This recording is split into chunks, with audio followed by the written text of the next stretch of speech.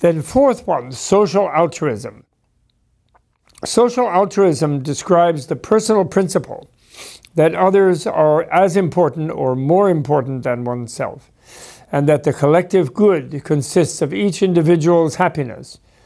For a king to be truly altruistic, he must come to think of his subjects as his primary concern, thinking of their good before his own. He must come to think of his job as channeling the energies of the whole society toward the welfare of each individual, leaving out no one.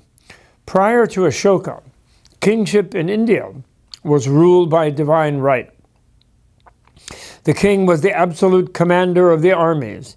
He could order whole towns or provinces put to the sword if people displeased him.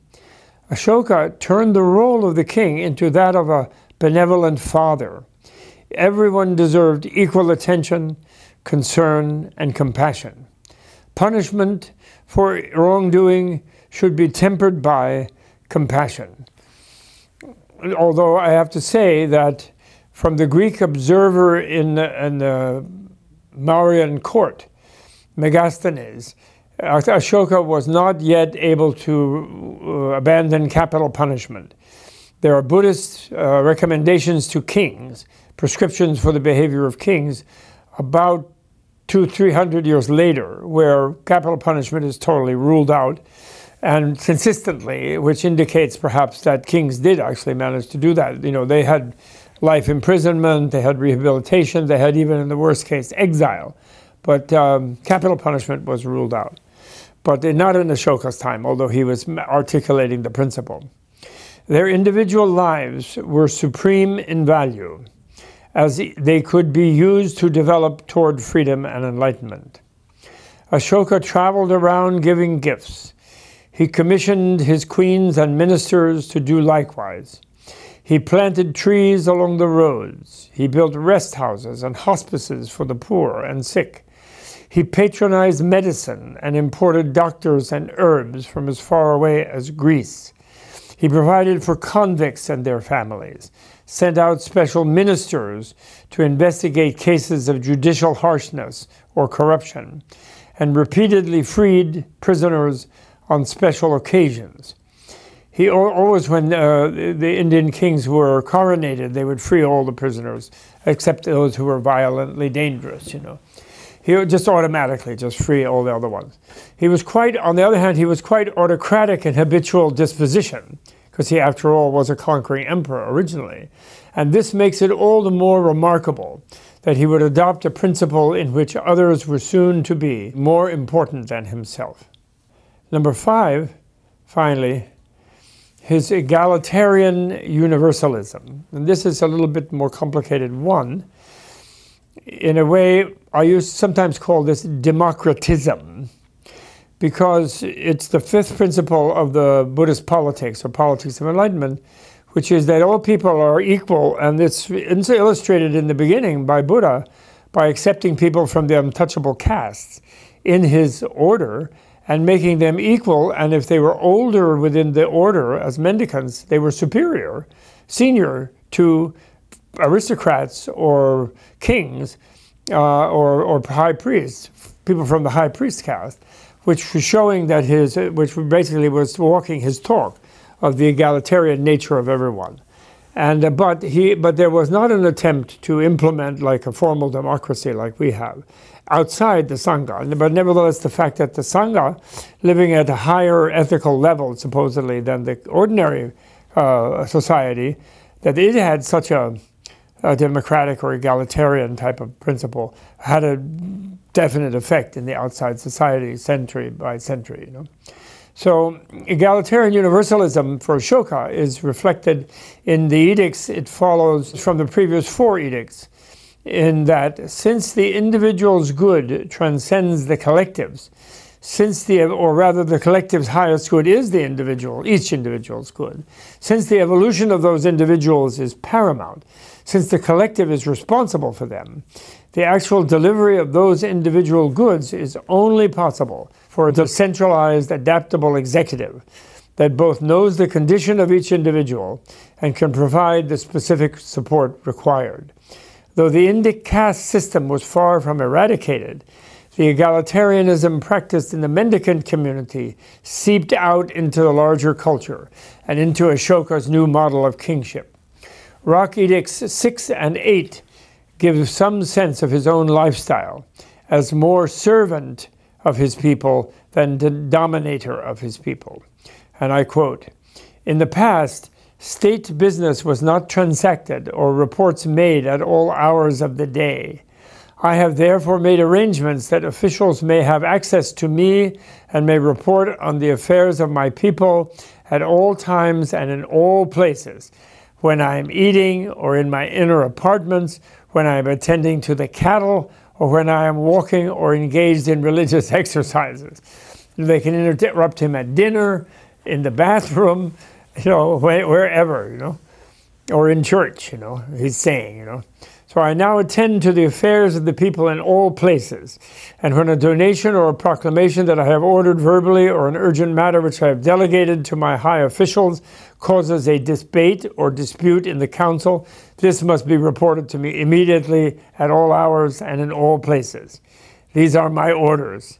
I am never completely satisfied with my work or my vigilance in carrying out public affairs. I consider the promotion of the people's welfare my highest duty, and its exercises is grounded in work and constant application. No task is more important to me than promoting the well-being of the people. Such work as I accomplish contributes to discharging the debt I owe to all living creatures, to make them happy in this world and to help them attain heaven in the next. King Ashoka does not consider glory or renown of great value, except insofar as the people at present and in the future hear of his practice of the Dharma, and themselves live in accordance with the Dharma. For this purpose he does desire glory and fame." End quote. Though after Ashoka's time, his heirs oversaw a bit of a backlash against his social engineering and lavish support of the Enlightenment education and cultural system. He brought the Buddhist levels of teacher, teaching, and community into the mainstream of his empire. And this surely was a big step on the way to the unfolding of the universalism inherent in the Buddhist movement, and the Mahayana, or universal vehicle. Scriptures were soon to be released within the larger society, which the Buddha had instructed his followers to hold back in secrecy until the culture was ready for the enlightening principles to expand outward from the mendicant community into the larger lay society.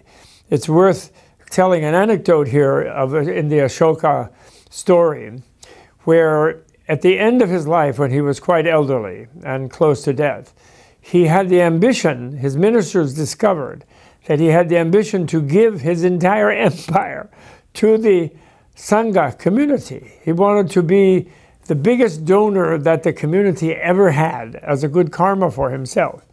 And so therefore the ministers locked him up, because they were scared if he did that, then the crown prince, who would become king, would be angry with them for wasting the national treasury, and they would all be punished and so on, because they would say, "You let our dad give away the whole country to a bunch of monks."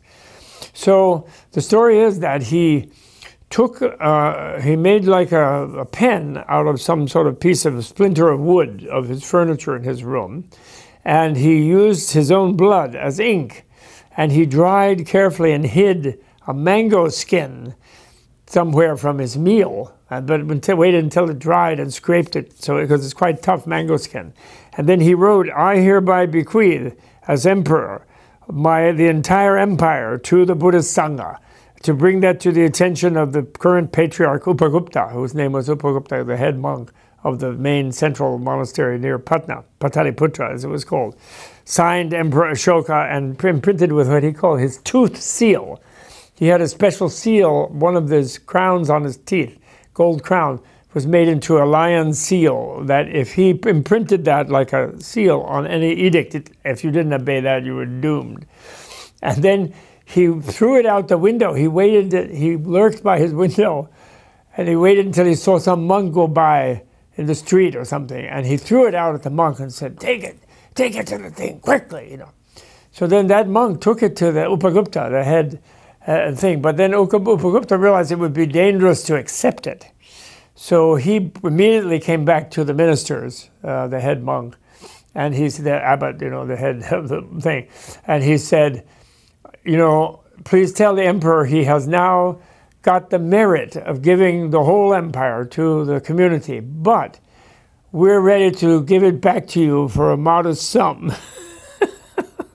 So we can build a few more buildings, and we don't really want the whole thing. You know, you guys need to manage it. We are doing our own thing. So it's a really charming story, I think. So anyway, he did try to give the entire kingdom to the community. The story indicates of Ashoka's effort to do that, indicates something interesting about the cool revolution, which is that the Buddha himself was a king. And after Enlightenment, he could have gone back to his throne and then ordered everybody to get educated, you know. But he thought top-down was not the way to change the society and to change the majority of individual people. He thought this should be spread amongst the people and not sort of imposed by the hierarchy. And that, now it had become so widespread that in Ashoka's case and his own conversion from the violent fighter against the universe become emperor, you know, and then the anxiety of holding on to the empire and then repenting all the slaughter that he did, made him very fervent in his support of the Sangha. So he kind of then tried to make it the mainstream culture of the society and to give, which is what symbolically is meant, I guess, by giving the empire to the community. But in a way, it showed Buddha's strategy was superior to Ashoka's strategy because, in fact, after he did pass away, Ashoka, the next generation of kings, his crown prince and so forth, they kind of withdrew the heavy level of support, and there was kind of a backlash against the prevalence and the widespread nature of the society, and the expense of supporting all these mendicants and these big, like the expense of supporting big universities that were beginning to develop only in seed at that time. And so then, you know, that wasn't that serious a backlash, but somewhat, and then things took up again with the dual sort of system, where the cool revolution proceeded like that, and it remained kind of countercultural. But in a way, although there was that backlash, then the next step, which we will see in the next section, will be where then it becomes safe within the society to release the universal vehicle teachings, which had been held back so as to not try too strongly to change the lay society's ethic and to introduce the education to the lay people. But then that was then the next step beyond that. But again, that happened from the ground level, from within the Sangha community, not by the power of the kings. So that's then the next step, we can say. So the politics of Enlightenment, although they did control the way Ashoka did it, and we see a change finally in history eventually when we get to the last period of Indian Buddhism and then Tibet, and a few other countries. But mainly the cool revolution operates in that way as a countercultural force within the society.